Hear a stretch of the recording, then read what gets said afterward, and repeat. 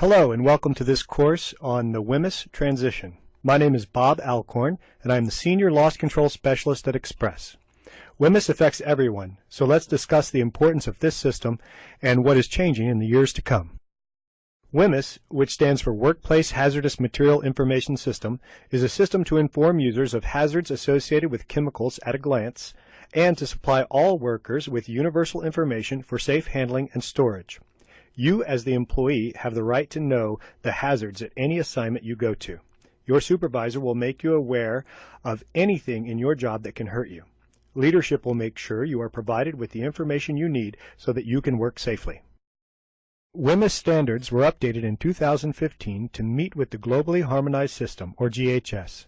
Both the new system and old systems must be reviewed annually during this transition from 2015 through 2018. MSDS, Material Safety Data Sheets, or SDS, Safety Data Sheets, are required to be completed in full and available at any place of business dealing with hazardous materials. These forms have detailed information on how to deal with the related products a company has on site. You may find either MSDS or SDS sheets, or both as companies transition.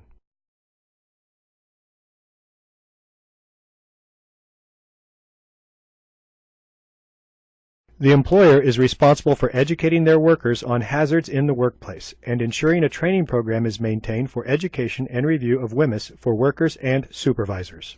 Supervisors are responsible for maintaining safe work practices in their areas and communicating hazards they are aware of to their workers.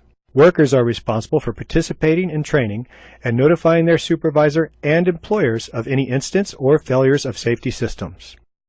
Symbols or pictograms and label information help us to know the risks and protection measures by using a universal communication system. Here you can see the old system pictograms. The new pictograms include exploding bomb for explosion or reactivity hazards, flame, fire hazards, flame over circle, oxidizing hazards, gas cylinder for gases under pressure, corrosion for corrosive damage to metals, eyes, and skin, skull and crossbones cause death or toxicity with short exposure to small amounts, health hazard may cause or suspected of causing serious health effects, exclamation mark may cause less serious health effects or damage the ozone layer, environment may cause damage to the aquatic environment, biohazardous infection materials, organisms or toxins that can cause disease in people or animals. You will note that the new pictograms have a red border around them. The GHS, or Globally Harmonized System, is being adopted by Canada for Whmis 2015. Canada is not adopting the environmental hazard class because the Ministry of Environment already handles these topics at a higher level. Canada is also keeping the biohazard symbol since the healthcare system already uses it extensively. Here is a graph of the 2015 symbols versus the 1988 symbols. Remember, you may run into either system until the end of 2018. Some symbols are the same, while others changed or are gone entirely. All pictograms and categories of hazards now fit into two classes, physical hazards and health hazards. Physical hazards include what the product can do on its own, like explode, corrode, or combust. Health hazards are what the product can do to you, for example, cause cancer, burn skin, or infect the blood system. Here is a chart of the GHS hazard pictograms and related hazard classes. The top row is physical hazards, including explosives, flammable liquids, oxidizing liquids, compressed gas, and corrosive to metals. The second row is health hazards and environmental hazard. The health hazards include acute toxicity, skin corrosion or irritation, and aspiration hazard. Remember, biohazard in Canada is being kept as a health hazard class, and the environmental hazard information isn't a requirement. Labels should be on every container that contains a hazardous material. They provide information and details about the contents.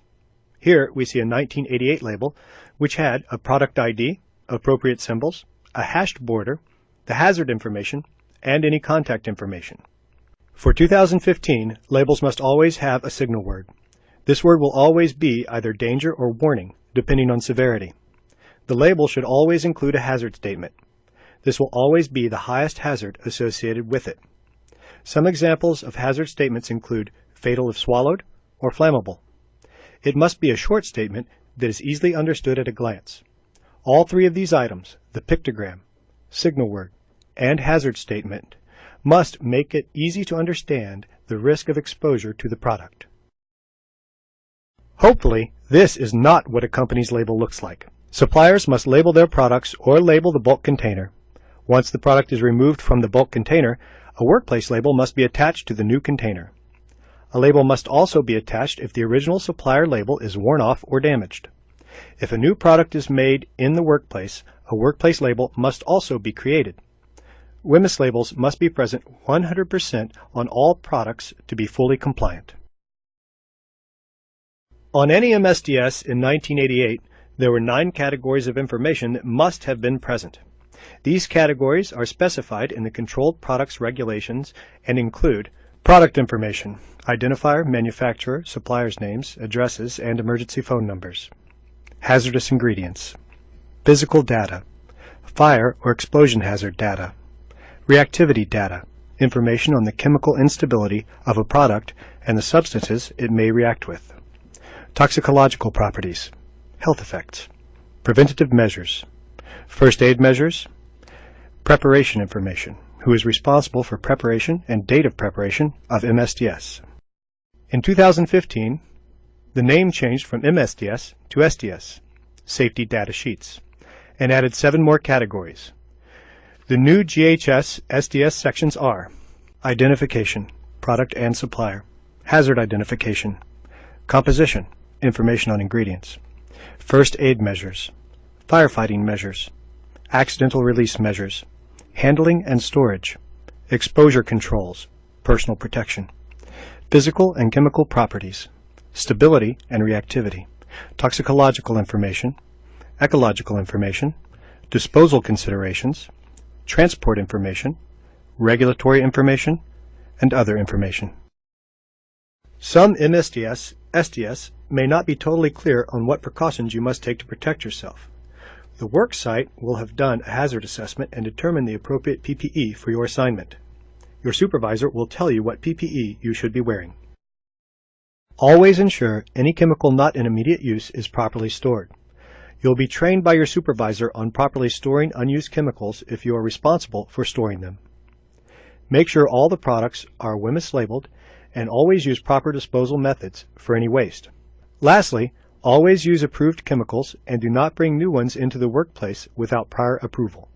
Whmis affects everyone, so if you have any questions, always feel free to ask your supervisor.